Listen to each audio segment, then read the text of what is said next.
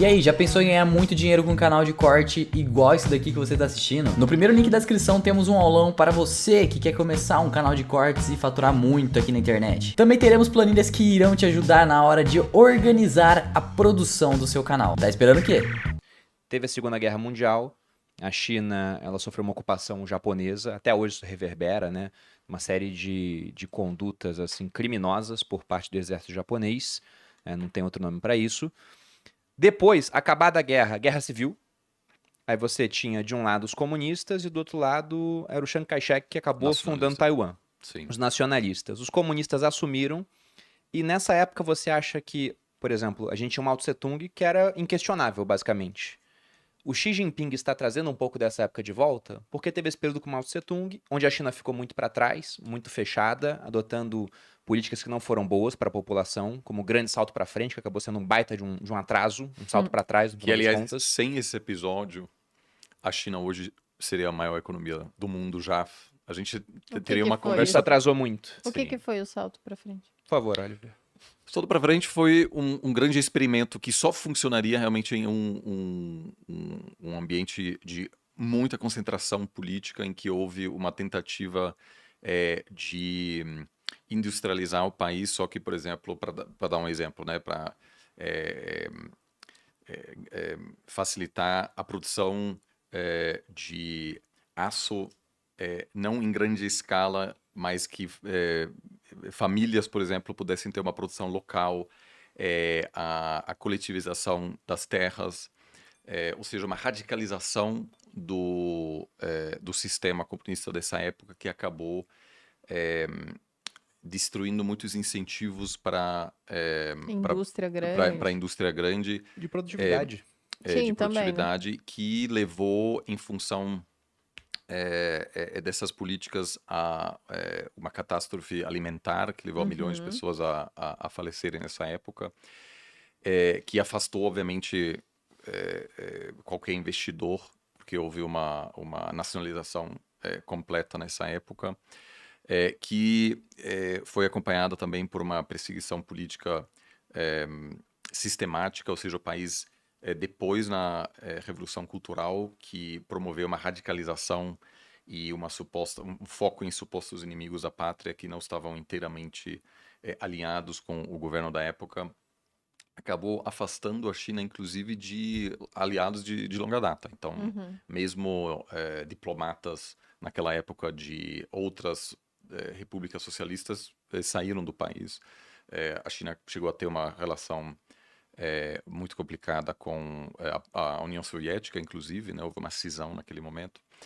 E mesmo assim, o Mao hoje, na leitura, ele acabou sendo questionado em parte depois da sua morte, nos anos 70, e houve inclusive, a grande lição daquela época para o governo chinês foi a necessidade de descentralizar um pouco o poder e de estabelecer mandatos fixos para garantir ou para evitar que alguém assim concentrasse tanto poder sem ter ninguém que pudesse Dar um contraponto. dar um contraponto, de certa maneira.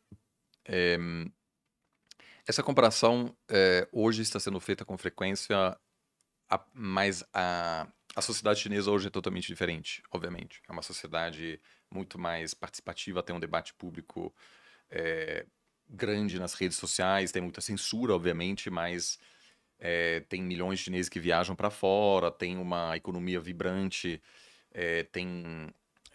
naquela época a porcentagem de chineses que faziam faculdade era muito pequena, hoje é uma sociedade, inclusive, com mão de obra cada vez mais sofisticada, mais cara também, porque, aliás, é um ano difícil, é um ano importante, 2023, porque a China, pela primeira vez, desde, aliás, o grande salto para frente, está com um crescimento negativo da sua população, ou seja, a população está diminuindo. Naquela época. Isso também aconteceu em função desse desastre econômico que foi produzido. Por outro motivo. Por outro motivo. Mas agora a China está, a princípio, perdendo em torno de 850 mil pessoas por ano. Gente. Ainda tem uma população de 1,4 bilhões, mas será superada pela Índia Em breve. este ano, que está com uma taxa de natalidade ainda muito mais elevada. Então, Existe essa preocupação, sim. Eu acho que ninguém é brilhante o suficiente para justificar que se concentre todo o poder em uma pessoa só. E a política Covid-0 acabou sendo um primeiro gostinho daquilo que pode acontecer quando alguém concentra poder demais, porque aquilo foi vendido inicialmente como uma salvação, né? Como um projeto pessoal, assim, como uma estratégia que ele mesmo construiu. E aquilo dificultou dizer depois, ok, aquilo a gente fez, vamos mudar de estratégia agora porque aquilo foi apresentado como uma sacada brilhante do nosso grande líder. Como voltar atrás depois, né? Vamos explicar então pra galera o que aconteceu lá. Eles fecharam tudo. A política Covid-0 diferente, ou seja, foi basicamente de... Qualquer pessoa que tivesse com Covid era lockdada e tal. Muito longas, à disposição de impor quarentenas muito pesadas, né? Sempre que surgisse algum surto em alguma cidade, a cidade fechava inteira todo mundo. Fechava. E a ideia, a princípio, foi de manter, assim, de alcançar 0 casos, de não passar pelo que todo mundo basicamente todos os outros países passaram, que foram grandes surtos, e isso de fato funcionou bastante bem. Só que a China acabou não fazendo sua tarefa de casa ao vacinar rapidamente toda a sua população, porque aquilo pode dar certo e dizer, ó, vamos fechar tudo, a gente vacina todo mundo rapidamente, e aí a gente abre, mas todo mundo já tem alguma proteção básica. Só que a China também, como os países ocidentais, lida com teorias da conspiração. Então, é muito comum nas redes sociais chinesas ouvir que Covid é uma invenção ocidental para acabar com a China.